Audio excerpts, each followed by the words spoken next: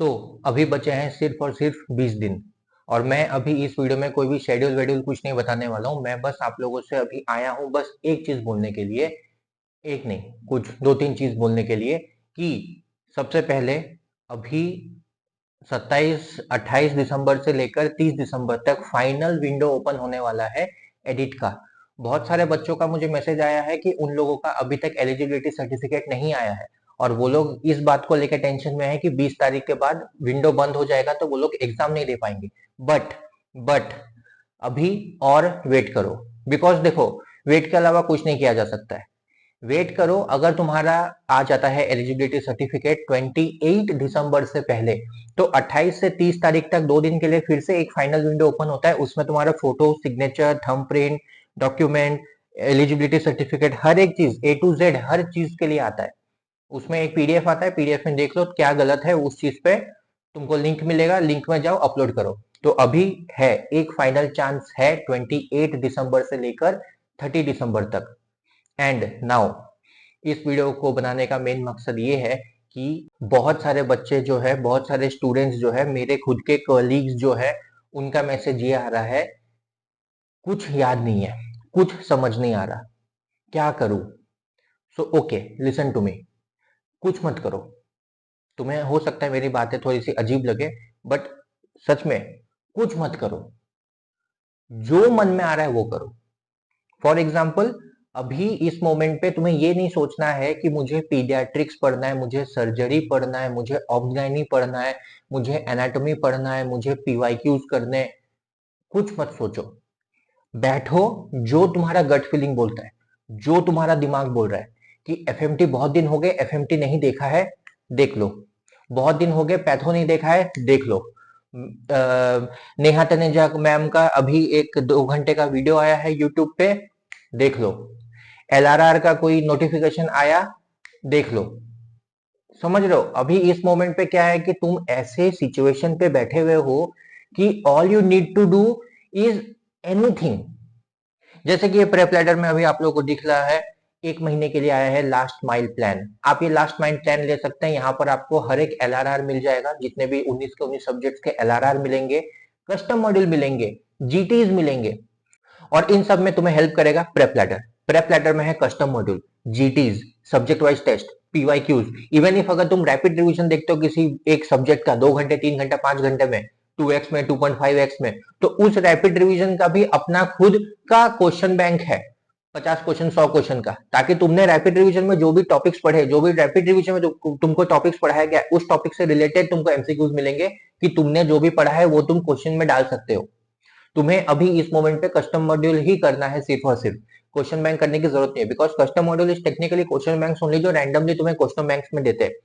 उसमें जो भी होता है टैग्स वगैरह सब दो, एम्स, आईएनआईसीटी, नीट, पीजी, कुछ भी दो। अभी मोस्ट इंपॉर्टेंट आप लोगों को पढ़ना नहीं है बल्कि टेस्ट देना है। खुद को ये चेक करने के लिए नहीं कि मैं कितने पानी में हूं, वो पानी हो नहीं गया, खत्म। अभी है कि मुझे अभी इस मोमेंट पे 3 घंटे बैठने का आदत है कि नहीं। बिकॉज बहुत बार ऐसा होता है, बहुत सारे ऐसे स्टूडेंट्स हैं जो बोलते हैं कि 2 घंटा बैठ गया, लास्ट का 1 घंटा दिमाग काम ही नहीं किया, दिमाग मेरा ब्लैंक हो गया, मेरा दिमाग जाम हो गया। क्यों? क्योंकि उनको आदत ही नहीं है ऐसे 3 घंटा बैठ के लगातार सोचने का। 3 घंटा बैठ के हम वीडियो जरूर देख लेते हैं, 4 घंटा बैठ के हम पढ़ाई जरूर कर लेते हैं, नोट्स जरूर पढ़ लेते हैं, लेकिन जब आता है तुम्हारा एक्सपीरियंस, जब एमसीक्यू सॉल्व करने का, तो 3 घंटा लगातार दिमाग रैंडमली बिल्कुल भी नहीं चलता है। उसके लिए तुम्हें आदत बनाना पड़ेगा। तुमको हर वीक, अभी तुम्हारा गिन के 3 हफ्ता है, 3 संडेज है, एटलीस्ट कुछ नहीं तो कुछ 3 जीटीज दे दो। उन संडेज में बैठ के लगातार उठना नहीं है।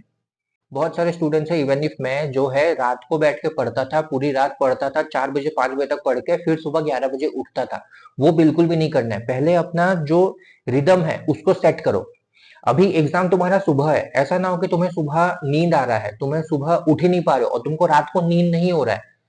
ऐसा बिल्कुल नहीं करना है। अभी से, अभी 28 दिन है, तुम्हें पता है ना, साइंस भी कहता है कि 21 डेज लगता है किसी एक आदत को बनाने के लिए। 21 डेज बचे हुए अब, 22 to 23 डेज बचे हुए अब। अभी ट्राई करो हर दिन सुबह उठने का, ताकि सुबह के 9 बजे से तुम्हारा दिमाग एकदम अच्छे से चले, अच्छे से फ्रेश होके चले। And at the same time at least कुछ नहीं तो कुछ सुबह 9 बजे बैठ के एक 50 क्वेश्चन का भी कुछ भी कस्टम मॉडल बना दो। ताकि तुम्हारा दिमाग एक स्टार्ट हो, एक तुमको दिमाग को स्टार्ट मिले हर दिन 9 बजे उठ के एमसीक्यू सॉल्व करने का, कि एग्जाम में बैठे हुए 9 बजे जब तुम क्वेश्चन देखोगे तो तुम्हें पता है कि हाँ अभी आदत है मुझे सुबह उठ के एमसीक्यू सॉल्व करने का, सुबह उठ के रैंडम एमसीक्यू सॉल्व करने का। एक स्पेसिफिक का मत लेना, कस्टम मॉड्यूल 2-3 सब्जेक्ट का लेना, ताकि फार्मा से उठ के एफएमटी, एफएमटी से उठ के पैथो, पैथो से उठ के फिजियो, कहीं भी उठ के जाओ, दिमाग कहीं भी तुम्हारा बैठे, कुछ भी टाइप ऑफ क्वेश्चन आए। और इस मोमेंट पे अभी ज्यादा पैनिक नहीं होना है, कुछ भी हो जाए पैनिक नहीं होना है। ये याद रखना, तुमने बहुत पढ़ाई किया है, तुमने बहुत ढंग से पढ़ाई किया है, अभी सिर्फ और सिर्फ जो रैंडमली आता है उसको उठाओ और पढ़ो, क्योंकि हर एक चीज तुम्हारे लिए ओल्ड है, तुम्हें आता है, सब चीज तुमने पहले से पढ़ लिया है, बस तुम्हारा रिकॉल हो रहा है। कुछ भी पढ़ो, कुछ भी पढ़ो, यूट्यूब से पढ़ो, एलआरआर से पढ़ो, मिस्ट से पढ़ो, कहीं से भी पढ़ो, लेकिन पढ़ो। और वो जो भी तुम पढ़ोगे तुम्हारे लिए लगेगा कि तुम रिकॉल करो। अभी ये 28 डेज सिर्फ और सिर्फ रिकॉलिंग का टाइम है। Recall recall recall, GT GT GT, custom module, MCQ MCQ, and at the same time तुम्हारा सर्केडियम साइकिल जो है उसको क्लियर करके रखना है, कि सुबह उठना है 9 बजे से दिमाग चलना चाहिए, 9 बजे से लेकर शाम के 4 बजे तक दिमाग में एमसीक्यूज, रैंडम क्वेश्चंस आएंगे तो दिमाग ब्लॉक नहीं होना चाहिए, और उसके लिए अभी से बैठ के आदत बनाओ। और दूसरा क्वेश्चन आता है लोगों का कि पढ़ना कहाँ से है। जैसे मैंने आपको बताया कि पढ़ना क्या है, वो तो कुछ भी पढ़ो, लेकिन पढ़ना कहाँ से है उसमें मैं एक चीज बोलना चाहूंगा। इस मोमेंट पे तुम अवॉइड करो कुछ भी नया सीखने का, इस मोमेंट पे अवॉइड करो किसी भी नए टॉपिक को एक्सप्लोर करने का, क्योंकि ऐसा नहीं है, मैं ये नहीं बोल रहा हूँ कि तुम्हारा 19 का 19 सब्जेक्ट खत्म हो जाएगा, बहुत सारी चीजें छूटेंगे। और ये बिल्कुल भी ऐसा नहीं है कि तुमसे ही छूट रहा है, हर किसी से छूटता है। मेन मुद्दा ये है कि तुम्हें 150 मार्क्स लाने हैं, और 150 मार्क्स लाने के लिए तुमको पूरा का पूरा 19 सब्जेक्ट में मास्टर नहीं होना है, तुमको बस आना चाहिए, तुम्हें बस पता होना चाहिए कि इस सब्जेक्ट में, इस टॉपिक में क्या है, कैसा है, क्यों होता है, जरूरी नहीं है पता हो तुम्हें, नो नीड। बस इतना होना चाहिए कि फार्मा में ड्रग था, कौन सा ड्रग था याद नहीं आ रहा, लेकिन उसका इतना पता है सफिक्स में तो कुछ तो था, सफिक्स में ये वर्ड था, बस उतना ही जानना है। सीरियसली उतना ही जानना है इस मोमेंट पे। पीजी के टाइम पे हर चीज पता होना चाहिए, बिकॉज उसमें बहुत बड़ा कंपटीशन है, उसमें नेगेटिव मार्किंग है, यहाँ नेगेटिव मार्किंग नहीं है। कुछ चीजें लक पे छोड़ दो, कुछ चीजें अपने गट फीलिंग पे छोड़ दो, कुछ चीजें अपने अनकॉन्शियस माइंड में छोड़ दो, और कुछ चीजें खुद पे लो कि हाँ मुझे इतना तो आना चाहिए, ये तो आना चाहिए। तो अब पढ़ना कहाँ से है? पढ़ना है तुम्हें इस मोमेंट पे एलआरआर से, रैपिड रिवीजन से। मेन वीडियोस मत देखो, सीरियसली मैं बोल रहा हूँ। हाँ, रैपिड रिवीजन में या एलआरआर में कोई एक स्पेसिफिक टॉपिक है जिसमें तुम्हें इंटरेस्ट आया लेकिन तुम्हें याद नहीं आ रहा है, 15 मिनट 20 मिनट आधे घंटे का टाइम देकर मेन वीडियोस में घुस जाओ, देख लो, फाइन, नो प्रॉब्लम।